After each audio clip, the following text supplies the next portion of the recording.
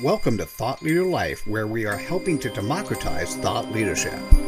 Join us each week where we interview a new thought leader about what it takes to become and maintain thought leadership in a number of different vertical markets. To learn more, check out www.thoughtleaderlife.com. Hi, this is Mitchell Levy, the AHA Guy at AHA That, and welcome to episode 136 of Thought Leader Life. I'm excited about these four interviews I'm doing. And I have an amazing person for you to relate to and get to know today, Robert Clancy, the managing partner of Spiral Design and best-selling author of Soul Ciphers. Robert, thanks for joining me. Well, it's great to be here. Thanks. God, I said soul, and then Searchers came out, and I'm thinking that's some TV show, right? It will work with that too, because you are doing some soul searching when you read this book. So you're definitely in line. You were just jumping a little bit ahead into the content already. There we go. Perfect. Well done. Hey, so I'm doing a new talk these days on being seen, being heard, and being felt. And I just let me just throw that out to you. What does that mean to you? When I hear those three words together, it just resonates with being truthful to your authentic self and getting out there. If you have a message and, business is not about business, it's about people, and getting into that and bringing forth what's what I call heart-centered. What do you stand for? If we talk about business being not business, but people, why are we here? We're here to learn about love and love what you do. Bring that to the world and get that message out there any way you can. And that's really what, as soon as you said those words, that's the picture that came into my mind. Beautiful. That's exactly the message. And the thing that's interesting to me is you and I will use the word business. But as I was really thinking this through, it's kind of, if work equals play, you play all the time. And so although we may talk about things that use the word business, there's a business of relationships. There's a business of marriage. There's a business of family. There's a business of, and I'm not talking about the financial piece of things that's black and white and those sort of things. I'm talking about the same level of conversation. So I think it's really the business of life is probably a good way to think it through. Yeah, it's your circles. It's everything that's around you. And you talked about it. You have your circle of your family, your circle of community, your business circle. When you start to realize that they're all one and the same, and you're part of that bigger sphere in life, and that's really what it is. I mean, why is the world round? Because it's our circle, and that's your playground. Be part of the world, and you're part of everything. Beautiful. So what's really interesting is when we were in the agricultural age, we really did understand the word community, because essentially what happened is we specialized in certain things, and then we bartered for other things. So somebody grew corn, and somebody grew potatoes, somebody did livestock, and some the butcher, baker, candlestick maker all collaborated with each other so they could use each other's services, right? And then we hit this industrial age, and where we lived, where we optimized processes, we lost collaboration and we lost community. And so as we're now moving to the social age, the interesting part in terms of what you're saying is we need to realize, because most of the businesses, and that's what's nice about talking to you, you've got a design firm that's working with businesses that have come from this sort of industrial age mindset. How do you get the companies to recognize that what you said before actually really is true? Yeah, it's the main part, because I'm in Industrial Revolution city, and we bought a building there, and the city was sort of collapsing a little bit.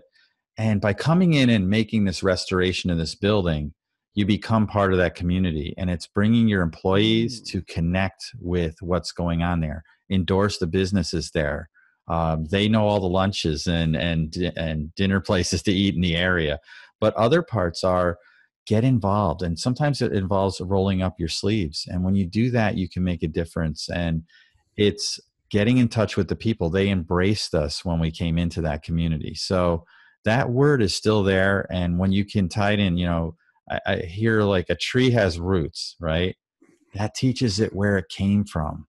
But you still have to reach for the light, and the light is that community. And you go up there and shake your tree, shake the branches, and all the abundance is there. So that's looking at, if you're coming from a long term, that's the best place to start. I like it. And the interesting part for me thinking about that is really a good example of community when it's local. It's embracing the community around you. So I guess first let's talk about, let's say you're a national firm. Why should you still embrace the local community in which you're living? Because that's where your roots are. That's where you get your nourishment. That is exactly why you're there. You're supplying jobs to that surrounding area. You're bringing in new people to work at that. We actually are in our area looking to possibly become Amazon's new national headquarters on the East Coast. That could bring 50,000 jobs here. And where you plant yourself is where you grow. So I like it. Now, for those that don't see the local market as being big enough for them, but by the way, being part of the community is absolutely beautiful, and we all should be doing more of that. Those that want either the national or international market, how when we're talking about planting seeds, sometimes we are planting seeds online versus physically. So how does that relate to, what does that mean to you when you hear those words? One world, one heart. I had an interesting conversation with an Uber driver yesterday. He's from Pakistan, came in, and we had an amazing conversation about religion in the car and everything else. And, it was more about all the rungs of the ladder lead to the same place. That's what everything is doing. And when you put it out there in social, you're connecting with the whole world. So we have to think in that mindset. We have one world, one heart, and you need to be in touch with that. And everything that we promote or put out on social media matters. It's not just empty words that you're putting out there. So I decided to put out a positive message several years ago, and the page has grown to hundreds of thousands of people following inspirational posts, because we can all make a difference, and that's the key. So you say, can you give a definition in your words of what the word promote means? Because sometimes promote means this one-sided communication, this one-sided message going out, but the way you explained it was not. But let's hit that again. Yeah, promote to me is elevation. It's elevation of your consciousness. It's elevation of your heart. It's elevation of everything that you do. You'll see great leaders at the top of a mountain looking back upon challenges, but the greatest of all the leaders are still at the foot of that summit, helping others reach it. So they're on that lifting, and you're not only elevating or promoting yourself, you're promoting everyone underneath you, and everybody beneath you can be elevated above you by you becoming that leader. Okay, that was elegant. You put a picture in my head. I'm going to share the picture that you gave me. I love the picture. And as opposed to a mountain, let's say, let's just say something happened and there was a 3-foot rise. So everyone's walking around, there's a 3-foot rise. And the old school CEO would get a chair and sit at the top of the rise and order one of his people to help everyone get up. And what you're saying, the new school leader is at the bottom of the rise, helping everyone get up. Or even if you're at the top, you're lending a hand down to pull someone up. It's the best way. I heard a great topic yesterday on empathy versus compassion.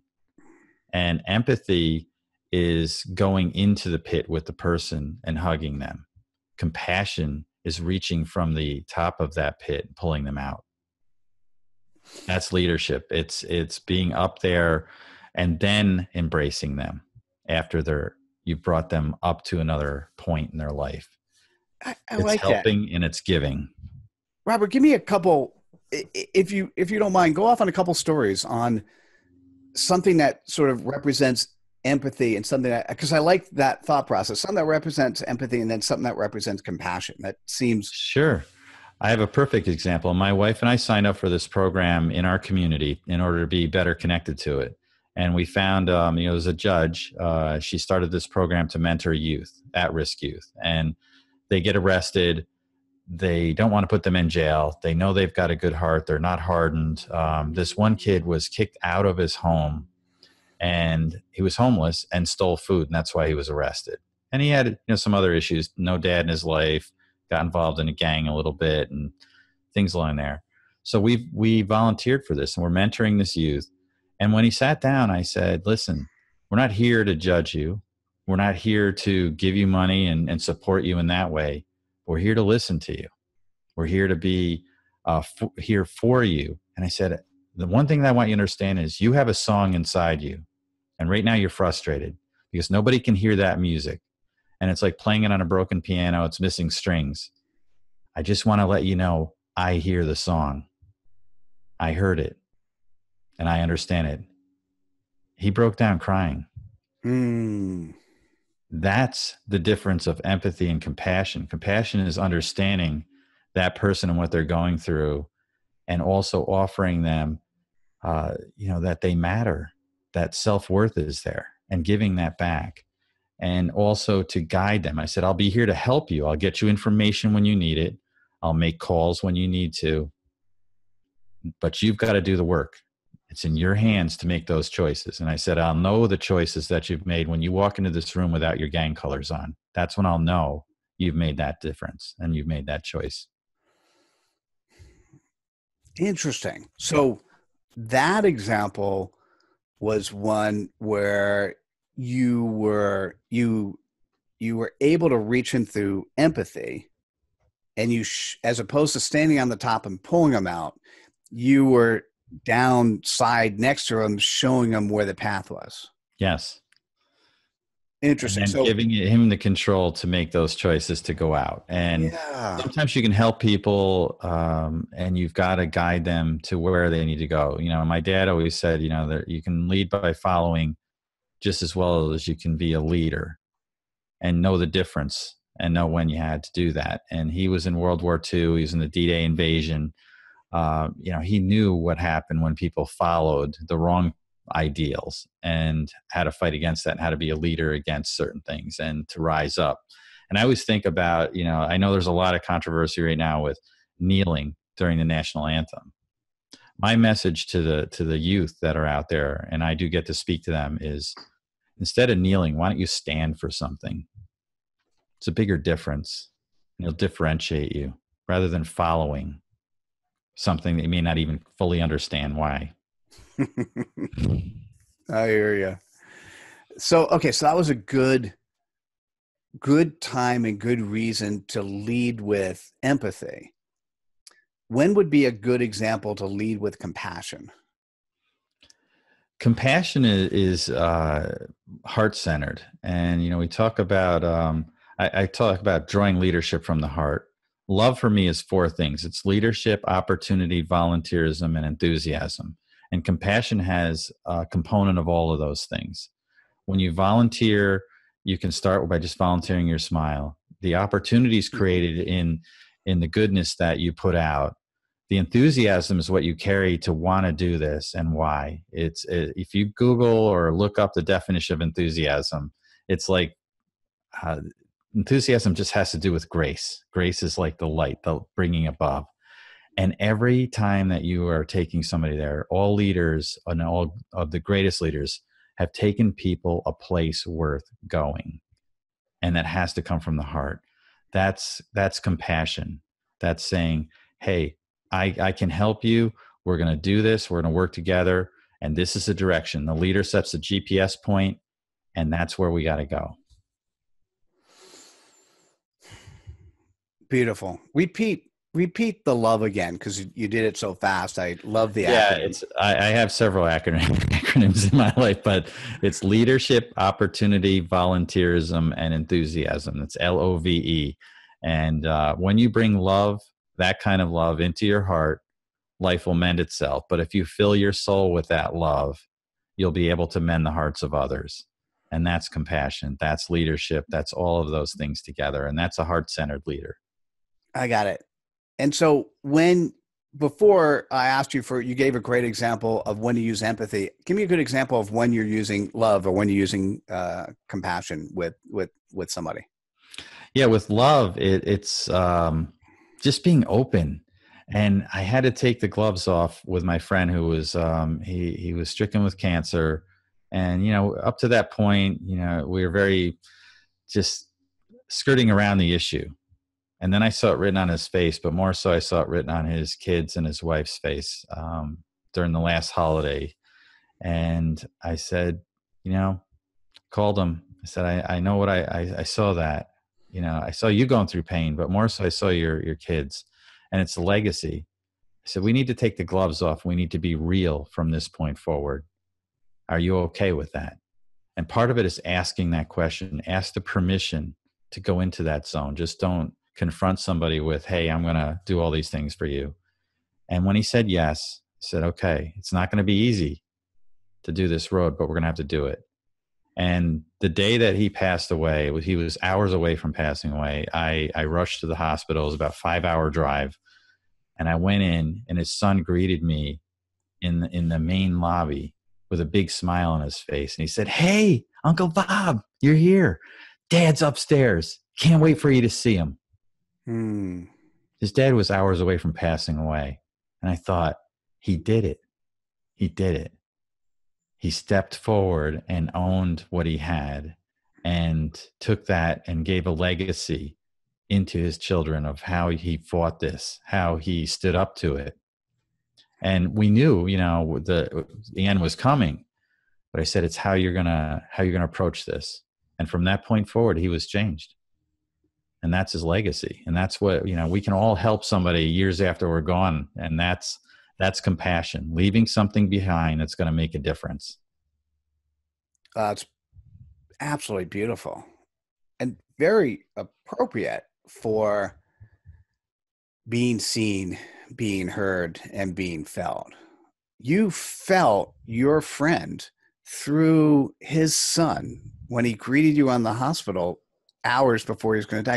You felt that. You saw it. You felt it. It was. Oh, yeah. That's beautiful. And it was a surprise because, I'm focused on getting into the hospital and getting to the desk, finding out where he is, and his son's there to greet me and smiling and was happy that I was there and couldn't wait to take me up. And he grabbed my arm, said, let's go. The elevator's over here. I'm going to take you to see him. What do you think would be some of the things that your friend did with his son to have his son be at that place? It's attitude on everything. Change your perspective. Yeah, he was going through pain. He was going through different things, but he had to show, I'm going to try. And that word, it's 3 letters that mean everything. Yeah, you can fail at everything, but if you try, you may have a chance that you're not. And that is it. And he had to set a goal to say, I'm going to show them who I really am inside. And he became authentic in that point because I knew who he was. I grew up with him. I knew him since 2nd grade. I knew him before his wife, well before, pretty much anybody. We met on the playground, and he was best man at my wedding. I was the best man at his wedding. We knew each other, and I wasn't seeing him and who he truly is and what his whole life is. He was a consummate volunteer, brought, just amazing, and he's always smiling. And when he lost that smile, he wasn't being who he was. So bring the smile, and he was authentic. And that's what I saw the transition happen. Got it. So you could even say, or maybe you were doing this before, but I loved it when you said love and used the V and said volunteer or smile.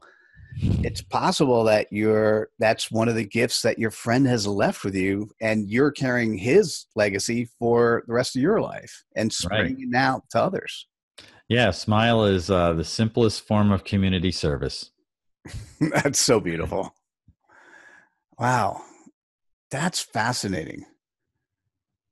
So I'm thinking, so this is a harder conversation. I'm jumping back and forth between my head and my heart. And what's really nice though is to be able to live that way, to be able to live in your heart so that those around you could actually see who you really are. And I think you and I, in before this conversation, had a conversation about that. And that is, today, there are so many businesses that are just old school, nameless, faceless entities. And what you're seeing, certainly on the consumer side, are them talking about their customers and them talking about themselves. They don't talk about themselves as much, right? You don't see the employees on the big TV commercials. You're not seeing the employees talking about who they are. But part of what I think you're leaning towards is, not only should you do that in your personal life, but you should be you in every person in your business, and your business life needs to be that way as well. Yeah, you really can't cross the bottom line until you've crossed your heart line. Oh, you've said that one before. Okay. You got to go there. And that's where, I always visualize everything in my mind in metaphors or in pictures. And I see, when you're touching something out there and you go for it, it's not, the profitability happens in many ways. It's the wealth of, you got to pay bills and get those things done. But what's your bigger picture? That's what you're aspiring to do. If you look at some of these great companies that are out there, they're making a difference in the world in some way, and they can. And that's where, if you can step forward and find out what your community connection is, and then make that part of your mantra of your company, it'll all come into place, because that's why people are working together. They want to work towards something good. And by the way, you've now given the secret to companies of being able to hire the up and coming millennial workforce. You have to have community, and you have to have a vision, and it has to be more than just whatever it is that you're doing to make money. You need to be able, so part of profit in your mind, I like this. So profit equals, probably has the love component in it. Yes. Certainly has money in it. Right. But it has, who are you as a company? Who are you? You're the sum of the parts. How do you make the parts better? Well, I had this old sage in my life, and this guy, he would dress up as Father Christmas, like the Victorian, the old, he looked like that. He looked sort of like Sean Connery a little bit, tall guy with a beard, white beard, like that. And I told him, a couple of points that he always gave me. One, I said, I really don't care about money. I want to make a difference. And he said, Robert, you're a fool. You get out there and you make money, because if you don't make money, you're not going to make a difference. You need to have that in order to make that difference. So you go out there and be as successful as you can, and then make that difference with your success. And I've been following that since then. And he had a few other things. He's been married 8 times. He said, there's nothing worse than the scorn of a woman on this earth. So don't ever upset your wife.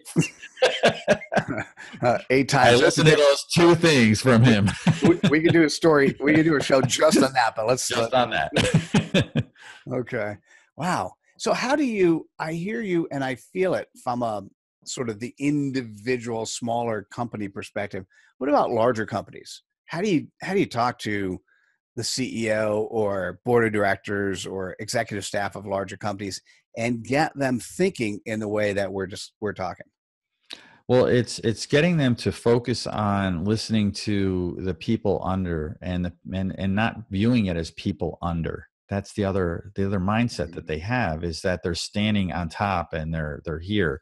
And it's not necessarily the top of the food chain. From what I've heard from, we work with a lot of large companies. It's the middle management level that really they get lost. They were promoted from this level, so now they're no longer part of the pack. They were put in here. They're the bad guy now. They got to answer to somebody higher, and they get lost in that sector. That's the area you need to reach, and it's connecting. You need to have them connected so that they're part of, rather than separated or segmented out. And in our office, my desk is among the rest of the staff. I don't try to have this like corner office away from everybody. I like to be out in the teams. And yeah, I have a private room I can duck down to for my calls, whatever I need to do. If I need, to take a private call or deal with business stuff and not be out in the main. But for the most part, and I've learned so much just being on that team and having fun. And the other part is you got to bring humor into it. If you don't have humor in the office, you've lost everything. And we joke around all the time, and you have to have some openness of an acceptance. So they can totally rib on me, all day long as well. So I can take them and I can give them. Nice. Oh, very nice. Is there a question that I hadn't asked you that I should have, or based on this conversation, is there a place you'd like to take us? Yeah, it's in connecting with community, and we have a big focus on that. And one thing is, how do you do that? How do you connect with your community if you're too busy? And I said the simplest form of community service is sharing the smile, but the smile has to start with yourself. Then you go out in the world and bring it. If you have no time, you can always volunteer by tying it in with a compassion that you have, or a passion. And your compassion and your passion are one and the same. So what you have an affinity for, you could then tie in what you have a passion for. So let's say you're a mountain biker. You could then teach a spinning class to underprivileged kids in the off season, still doing what you love and bringing that love to others. They say if you love your job, you'll never work a day in your life, right? But if your job was loving, you'd live every day of your life working in happiness. And when you bring that love and it bring back to that acronym I said, tie them together, you can make time. And if you can volunteer with your family, you're not taking away from family, you're enhancing it. Beautiful. Okay, that was a nice summary. I asked for it, you dished it out. Well done. Yes. So listen, you're a great speaker. You have a nice presence when you're in a room.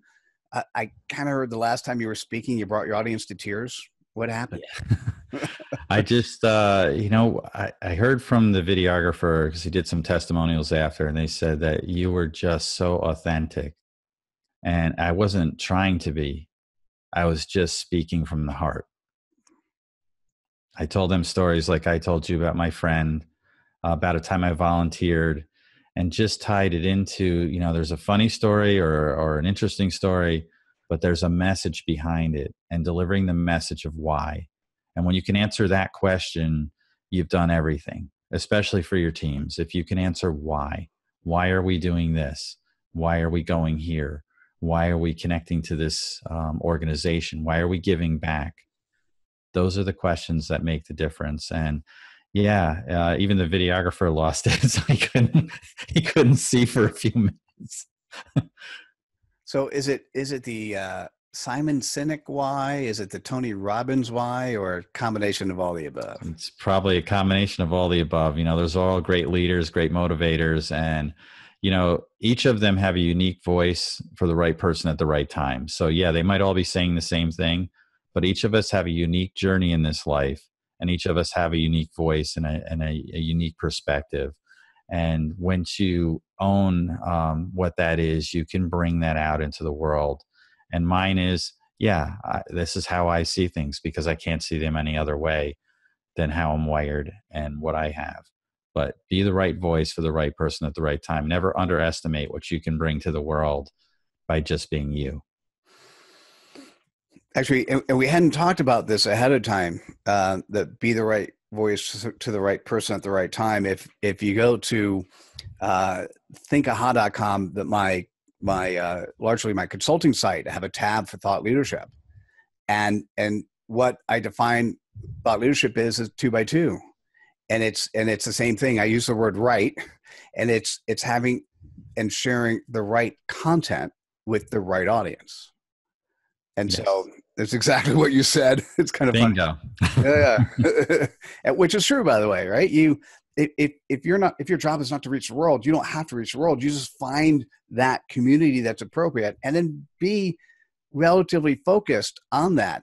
But I think the element that is really powerful is, and I love the way you put it, and I'm purposely using the word love, is to make sure part of your volunteerism is to put a smile on. That is just so cool, right? Yes. There has to be a bumper sticker or an aha message we create. So we'll do something about that. Oh, that's beautiful. Hey, so how do people reach out to you if they're interested? Yeah, I have my main company website is spiraldesign.com. And then I have my inspirational stuff is at guidetothesoul.com. And then you've got a pretty large following. If you want people to reach you on Facebook and like your page, what page would that be? Yeah, it's facebook.com/guide to the soul. And I do have to put a caution on this. If you read too many of the quotes, you're going to overdose on love. And I'm not really responsible for what you do. I'm just going to put that out there now. See, There's a disclaimer on there. I think many of us can OD on love. Yeah. But that's what the page is about. Fun. Maybe you should have somebody voiceover reading, 5 or 10 minutes of quotes and just put that out there. Just having it done for you. That could be. I've done that one time in my life. I actually read 4 pages of quotes, and when I looked up, the crowd was actually on the ground crying on their knees with their hand up in the air, and their other hand was on their heart. Wow. It was like they got killed with love. And I've never done it again. I just said, oh my God, they overdosed. Was that too much? Yeah, it was too much. Too many. You couldn't get too much love, man. They were transformed, this group of people. They asked me to read my last 3 months worth of inspirational words, and it proved to be too much. Okay. I am challenged. I accept that challenge. All right. I'm going to go and read and see if one can overdose on love. Beautiful. For me, guys, feel free. Just Google Mitchell Levy. Connect to me on social. I often use, I'll spend a lot of time on LinkedIn, Facebook, Twitter, Instagram, Snap. I'm doing a couple of experiments with Snap, which is kind of fun these days. And go to ahathat.com. And I'm happy to, one of the things I'm happy to do is if you decide to write your book, feel free to have it partly done. So create 5 or 10 aha messages, fill out the form. We have a 3-step authoring process. And just say, listen, you heard Mitchell on Thought Leader Life and you want him to give you direct feedback. That is part of what I do is from a volunteer perspective is anyone who wants to be better in this way using this platform, I will give you the time and my team will make sure I get to see it and interact directly with you. And I always do it with a smile, but I say I will also do it with a smile. Awesome. Anyhow, hey, check out Robert Clancy. See him online. Grab his book, Soul Cipher. And sir, thank you so much for the time today. I thought it was fantastic. Well, thank you so much. It's been a pleasure and an honor to be here today. All right. Beautiful. Thanks, everyone. Thanks for coming. See you at next episode of Thought Leader Life. Bye now. Hope you enjoyed this episode of Thought Leader Life. Please subscribe to us on YouTube and activate us by going to thoughtleaderlife.com/activate. Till next time.